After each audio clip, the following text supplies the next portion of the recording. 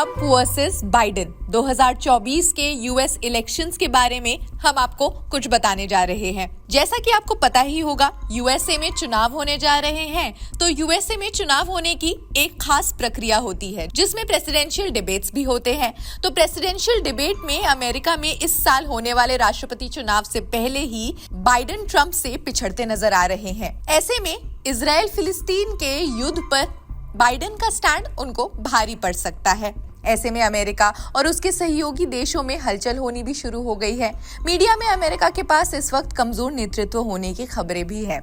Israel भी इस कड़ी में शामिल है। डेमोक्रेटिक नेशनल कमेटी कॉल में अचानक ही आए। इस कॉल में उपस्थित 3 लोगों ने बताया कि हमारे बीच काफी गर्मजोशी से बात हुई। चुनाव की रणनीति को लेकर चर्चा की गई। इसके साथ ही बाइडेन की ट्रंप के साथ हुई पिछली बहस के ऊपर निकलकर फिर से नई एक सोच के साथ आगे बढ़ने को लेकर बातचीत की गई है। साथ ही कहा गया कि हम फिर से वापसी करेंगे। लेकिन ये कैपिटल हिल और उनकी पार्टी के शीर्ष स्तरों पर उनके सहयोगियों के बीच बढ़ती चिंता को शांत करने के लिए एक कदम के रूप में सामने आया है।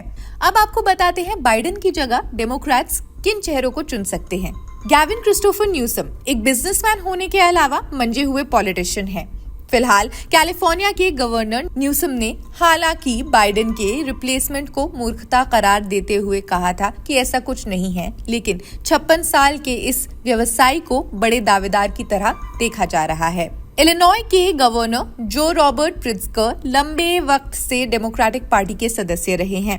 अमेरिका के सबसे अमीर घरानों में से एक प्रिट्जकर पार्टी के लिए बड़ा दांव हो सकते हैं। प्रिट्जकर की महिलाओं में भी अच्छी पैठ है। बता दें कि अमेरिका में आज भी सारे राज्यों में अबॉर्शन का अधिकार नहीं है। वहीं अपने स्टेट में इस गवर्नर ने इसे कानूनी वैधता भी दे दी है। कमला हैरिस का नाम बार बार सामने आ रहा है। लगभग 59 साल की कमला हैरिस फिलहाल वाइस प्रेसिडेंट भी हैं और कहा जा सकता है कि पहली चॉइस भी। बाइडेन की सेहत को लेकर जो कयास लगाए जा रहे हैं, उनके बीच अगर वे इस्तीफा दे देते हैं तो कुछ समय के लिए हैरिस अपने आप ही राष्ट्रपति हो जाएंगी। ऐसे में डेमोक्रेट्स के लिए उन्हें कैंडिडेट चुनना आसान भी हो जाएगा।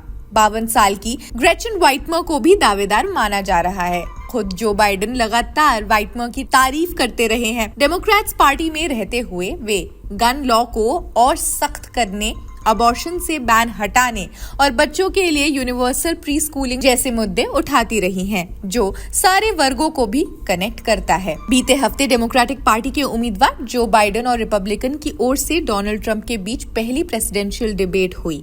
अटलांटा में हुई 90 मिनट की इस डिबेट को CNN ने आयोजित करवाया था।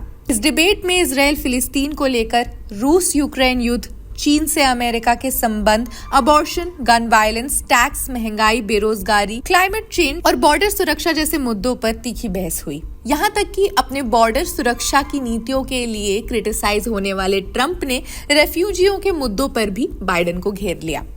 खैर, इस खबर में बस इतना ही। बाकी अन्य देश दुनिया की खबरों के लिए भी जुड़े रहिए जनसत्ता के साथ। शुक्रिया।